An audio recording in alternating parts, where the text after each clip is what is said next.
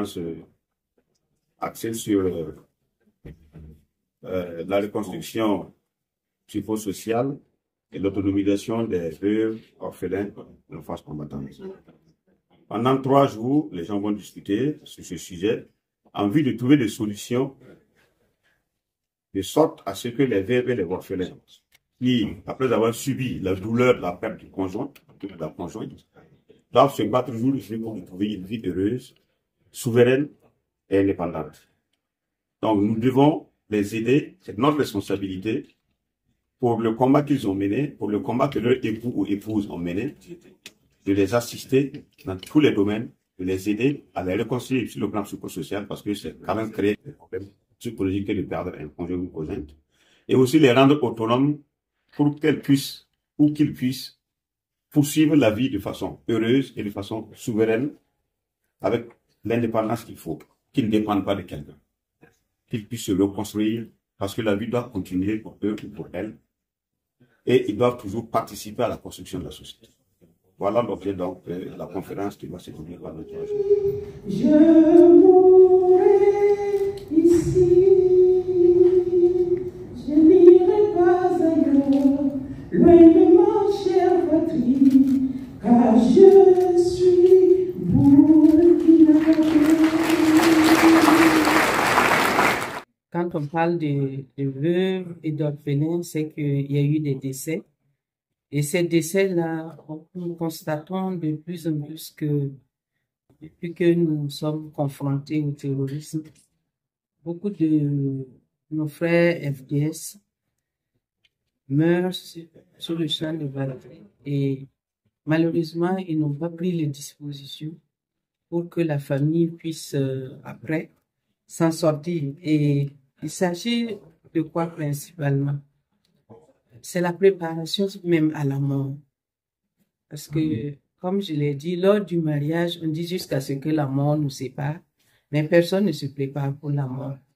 Alors que ce soit civil ou militaire, se préparer à la mort, c'est prendre des dispositions utiles et pratiques pour, d'une part, soutenir moralement, spirituellement, psychologiquement, économiquement et socialement surtout les membres de la famille en cas de décès. Et l'impréparation se remarque tant au niveau des femmes que des hommes, parce que quand il y a les décès, bon, les femmes se retrouvent désemparées, elles ne savent pas par quoi commencer pour prendre la relève au sein des ménages afin de pouvoir donc s'occuper soit des problèmes pratiques de la famille ou même de l'éducation des enfants. Et donc pour ça, nous avons donné quelques idées sur ce qui est important de faire afin que réellement la reconstruction psychosociale puisse se faire correctement. Il s'agit principalement de veiller à ce que, en termes de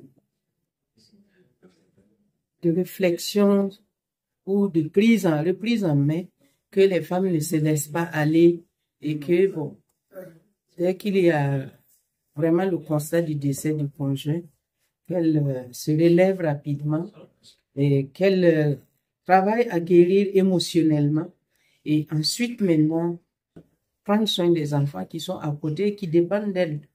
Il y a comme autre problème, le problème de gestion des biens qui sont parfois des causes de conflits avec la belle famille, les belles familles.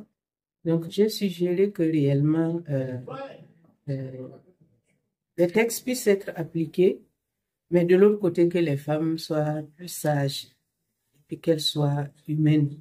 Parce que quand une personne met au monde un enfant et qu'il l'envoie étudier, il s'occupe de lui jusqu'à ce qu'il ait un emploi, une fois qu'il est marié, il est aussi un pilier de la famille. Et quand il vient à disparaître, si la femme est vraiment veut honorer son conjoint, elle doit également penser à donner quelque chose aux membres de la famille qui sont dans la nécessité après le départ du conjoint.